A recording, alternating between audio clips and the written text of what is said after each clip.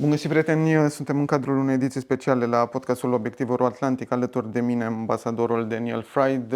Ambassador, hello. It's so nice to see you again.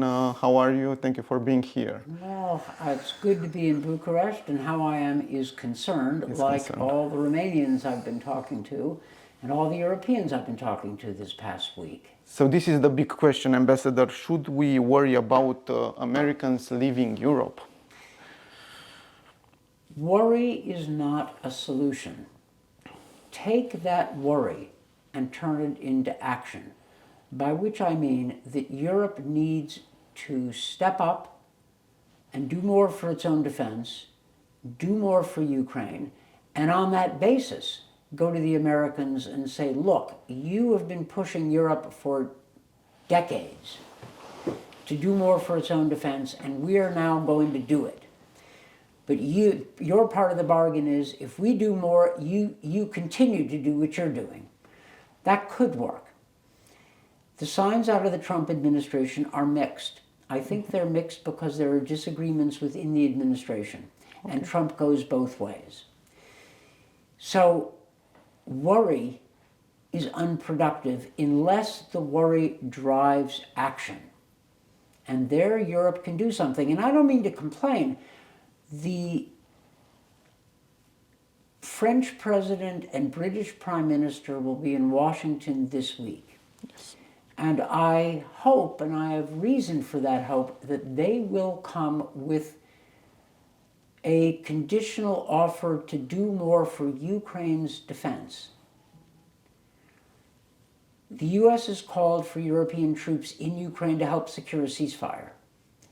This is a very big ask, a very big request, especially since the Americans have said there won't be American troops deployed to Ukraine. But we've left open the possibility of American military backup for the Europeans, logistics, intelligence, and most importantly, air power. We didn't say we will do it, but we didn't rule it out. Starmer, British Prime Minister, has said, yeah, this could be the basis of a deal. Macron has said the same thing. So this is an example of maybe Europe stepping up in ways that will convince the Trump administration that it should continue to work with Europe and back them up. And the whole purpose of this is to secure Ukraine, to make a ceasefire more than just a rotten deal like the Minsk Accords, which Putin never respected them. And you can't trust Putin, and you need no American to tell you that. So there is the possibility of some forward movement. But Europe is going to have to act, not just worry. And the Trump people, for all the, frankly, nonsense that comes out of them, like calling Zelensky a dictator or blaming Ukraine for starting the war, that's just historical nonsense. But the Americans are right that Europe doesn't do enough for its own defense. That's true. And Europe needs to fix that and do it fast. For sure. Are you worried, or there is any risk that right now Russia will not be held accountable about war crimes in Ukraine? I mean, the war started 10 years ago, 11 years ago, almost 11 years ago, but 2014. 2014, exactly. Men in Crimea, then the invasion of Donbass. Exactly. But for 3 years, Russia brought back in Europe executions, war crimes, mass graves, demolished cities. I mean, right now, there is a risk that Russia will not be held accountable? There is that risk. And we should not act as if Russia is anything other than an aggressor. Exactly. And we should remember Russia's war crimes. And the Trump administration's sketch of a peace plan, ceasefire in place, security for Ukraine, could work. But it should not be accompanied by ignorance and false assertions that the Ukraine started the war or that Russia was a victim. This is all garbage. And the Russians know it is. And they will not respect the United States if we recycle Kremlin talking points. Now, I'm not sure that we will be able to hold Putin fully accountable, but the United States and Europe are sitting on close to $300 billion of perfectly good Russian money, the immobilized assets, and we ought to find a way to take it as partial Russian compensation for all the damage it's done to Ukraine. And I know some lawyers and some bankers are worried about that. But that worry is not commensurate with the war we're seeing right now. So there are ways to get at Russia.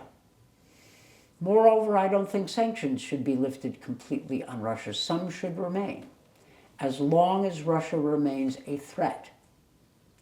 And we should not have a peace in Ukraine that allows Russia to continue sabotaging European infrastructure. We should not be idiots. And this is not directed at the Romanians, hardly. It's directed against my own government, which seems occasionally to sound like a bunch of suckers. However, sometimes my government sounds pretty good. Yeah. When Donald Trump says Putin's really hurting in this war, he needs to negotiate seriously or we'll put more pressure on him. J.D. Vance gave an interview to the Wall Street Journal when he said a number of good things, like if Russia doesn't cooperate, we could increase our military response. That was very good. He then tried to half walk it back, but he said it, which means that not all the statements coming out of the Trump administration are terrible, just the ones over the past week have been pretty bad. But before that, they were better. For example, let me give you another example. Please. So there's been a lot of controversy about the American demand for access to Ukrainian natural resources, and talk that the American draft was basically a colonial one-sided agreement. I understand the concerns, but yesterday the U.S. Treasury Secretary, Scott Bessent, wrote a perfectly reasonable article in the Financial Times in which he basically said, no, we're talking about setting up an investment fund to help rebuild Ukraine, and we would take the proceeds and recycle it into development for the Ukrainian economy, something like that. Now that's very different. It's much more constructive. Let's hope it's accurate. At a minimum, it suggests that some Americans were sensitive to the terrible image being created of a imperialist America. So this was actually good. I welcomed that op-ed. I hope it's accurate. My point is that the Trump administration has not settled on a single course of action. Okay. And if it hasn't, there is an opportunity for Ukraine, for the Europeans, to alter the course, which is why I'm glad that Macron and Starmer are going to Washington. I'm glad that Polish President Andrzej Duda, who's strategically very sound and has a good relationship with Trump, flew out to see him even though it was only a 10-minute meeting. After 2 hours of waiting, Yeah, unfortunately. I know, and I bet the Poles were hopping mad about that, and I understand it. Of course. But I will defend Andrzej Duda and his staff. It was the right thing to do. I know. It was worth a try. And even if it's only 10 minutes, that's 10 minutes with Trump that they otherwise wouldn't have had. So, and it reminds Trump that Poland is a good European, spends a lot on defense, so it's worth trying. My point is that Europeans need to try everything and not give up or simply decide that they're so frustrated they're going to walk away. Walking away is not a strategy. They want to express frustration. I get that. I almost certainly agree with most of it. But figure out what we're going to do. That's a professional's point of view.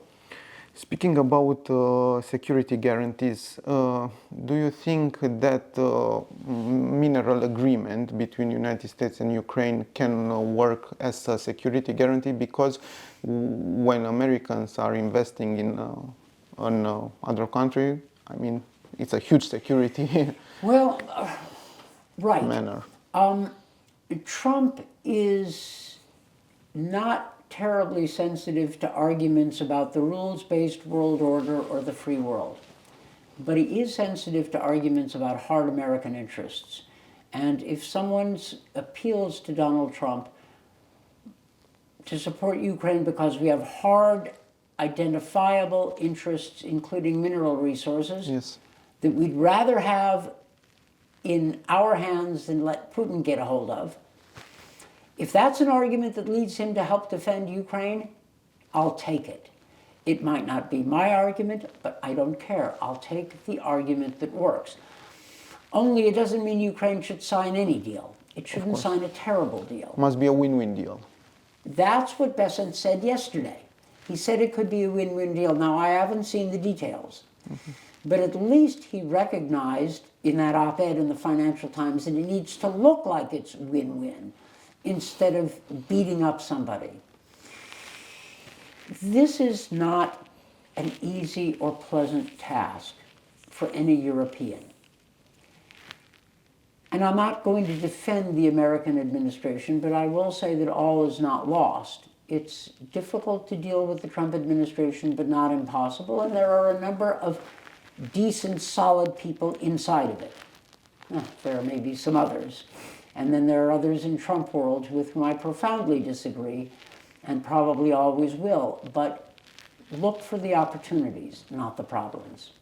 Let me ask you straight, Ambassador, do you feel that right now Trump administration is trying to build relations with Russia or to reset the relations with Russian Federation in order to break the relation between Russia and China, for example? Because everybody is talking about this shift of Americans from Europe to Indo-Pacific, where the big game is to counter China. Yeah, these are two different issues. I have heard talk since the beginning of the first Trump administration about the U.S. somehow enticing Russia to break with China. That's nonsense. That sounds to me like a 15-year-old boy playing a board game. It won't work. When Kissinger courted China, China had already broken with the Soviet Union. Good point, yeah. They had been fighting along the Yalu River. So Kissinger was simply recognizing reality. We are not going to be able to entice Putin to join the United States against China except by surrendering not just Ukraine, but all of Central and Eastern Europe. We give him back the Soviet Empire. And why do we think that would be good for us? No. There is also a debate within the Trump administration whether European security and Asian security are separate and separable. And those who think they are separate and separable say we should focus on Asian security. The other side is those who say no, it's not two theaters, it's one big theater. Russia and China are working together far more than Nazi Germany and Imperial Japan did during World War II. Korean troops appeared with obvious Chinese acquiescence to fight against a European country. Yeah. The Japanese, the South Koreans, and the Taiwanese all believe Ukraine's success is in their national interest. They understand that this is one theater. It is. And look, from an America First point of view, all of our problems get worse if Ukraine loses and Putin wins. All of our other problems get better if Ukraine wins and Putin loses. It gets better in East Asia, it gets better in the Middle East. A Putin loss is good for all of us. In Romania, there are thousands of United States soldiers. You know, at Mihail Cogălnicianu, MK, we had an Aegis Ashore anti-ballistic missile in Deveselu, like in Poland, So these are very important facilities in order to counter Iran, for example, not only Russia. So this time maybe geography plays in our team for Romania. I believe in a free world strategy. I believe in working with our allies to deal with our adversaries. Our adversaries are Russia, China, and Iran, and I suppose North Korea. Yes. So let's do it. It's okay if the Americans push the Europeans to contribute more. That's fair. The Germans need to do it. But let's not forget who our friends are. Of course. And let's not forget who our adversaries are. Thank you so much, Ambassador. Thank you so pleasure. much. Thank you. Thank